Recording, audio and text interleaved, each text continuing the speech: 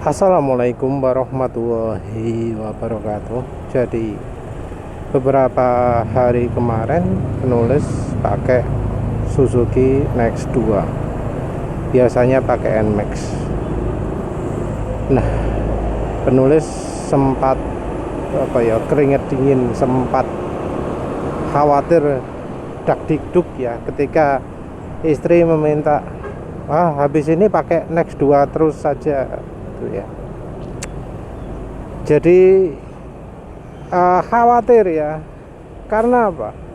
Karena penulis masih punya stok oli cukup banyak, dan kalau pakai Next 2 gak bakal habis stok olinya itu, karena saking oke-nya lah mesinnya. Walau sudah ada kena fuel dilution sampai bikin warnanya oli hijau, tapi penyakitnya jauh lebih ringan daripada yang terjadi di NMAX. Jadi ya, waduh, ini nanti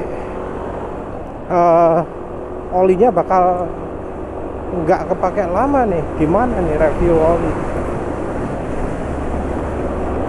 Penulis juga sempat kepikiran gimana nanti pas dia pakai anak olinya, terus sudah kadung rusak terusan dipakai.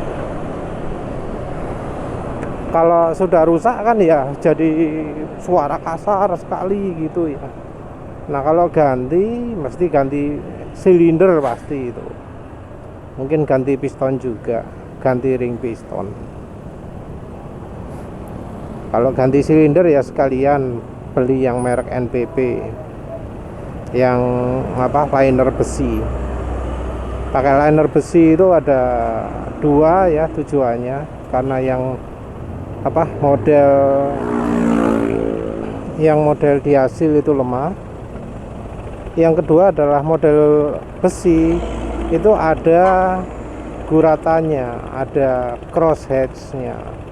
Nah, crosshatch itu bisa sangat mengurangi fuel dilution, bisa membuat olinya itu lebih nempel ke dinding silinder. Jadi kalau olinya tidak terlalu encer, bakal oke sekali ya kondisi bakal oke sekali kondisi mesinnya. Nah, kalau sudah ganti seperti itu, maka ya mau NMAX, mau Next 2, mau Beat, semuanya jadi sangat awet ke oli. Oli itu kalau awet bisa sampai lebih dari 10.000 km. Kalau di motor ini ya kasarannya wis 10 bulan lah. Anggap 1 bulan ini 1.000 km. Dan ini dengan pemakaian ngebut tiap harinya, ada ngebutnya tiap harinya, sempat dipakai geber kecepatan tinggi tiap harinya. Pengalaman penulis sebelumnya pakai oli jelek itu 1.000 km ya. Walau ada juga sih yang sekali perjalanan terus butuh ganti oli, tapi itu rasanya pas ke Blondro dapat oli yang palsu mungkin ya. Pengalaman penulis oli paling buruk itu umurnya 2 minggu dulu ketika pakai Suzuki Spin. 2 minggu itu kira-kira 500 kilometeran lah ya. Sebulan itu sekitar 1.100 km. Jadi 2 minggu itu 500 kilometeran. Ini pemakaian tentu ngebut ya. Dulu oli yang 200 km itu oli extend. Oli bungkusnya 10W40, hari pertama rasanya kayak lebih kental daripada 20W50. Terus ternyata makin lama makin sangat encer. Penulis juga sudah pernah juga nyoba oli motul saat itu, motul skuter expert barangkali. Nah, itu motul skuter 1.500 kalau nggak salah ya, atau 1 bulan lebih sedikit nggak begitu awet lah. Oli kicks juga nggak begitu awet, padahal meseran super ya yang penulis sebut jelek sekarang ini, saat itu bisa sampai sekitar 4000 km ya. Nah, penulis ya khawatir sekali kalau nanti jadi kayak zaman-zaman dulu, oli jelek 1000 atau 1500, oli nanggung 2500, oli bagus 6000 km. Walah, suwi banget lah review ini. Penulis nggak bisa bayangkan gimana kalau ya tiap hari jarak tempuhnya cuma 5 km. Nggak bisa bayangkan kalau tiap hari nggak bisa ngebut. Nggak bisa bayangkan kalau tempat yang penulis lalui itu cuacanya dingin. Nah, 3 faktor itu membuat oli bakal awet ya. Jadi umur 1500 oli jelek atau 1000 km oli jelek di mesin yang sehat itu ya sudah termasuk ngebut, sudah termasuk daerah panas, karena oli sempat dipakai jarak agak jauh. Oli itu mulai jadi encer di jarak pemakaian sekitar 2 kilometeran lah ya, kalau jalan kecepatan 50.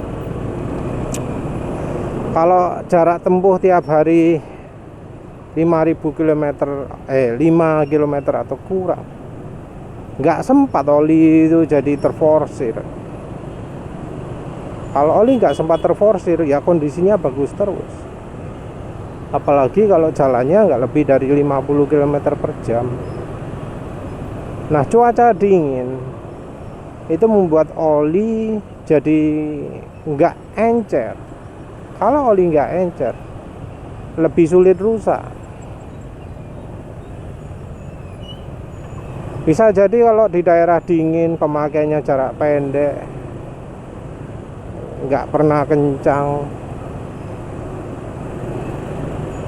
motornya sehat, rasanya 20 km 20.000 km bisa ya ganti oli ya, kalau pakai resep yang terbaiknya penulis sekarang ini.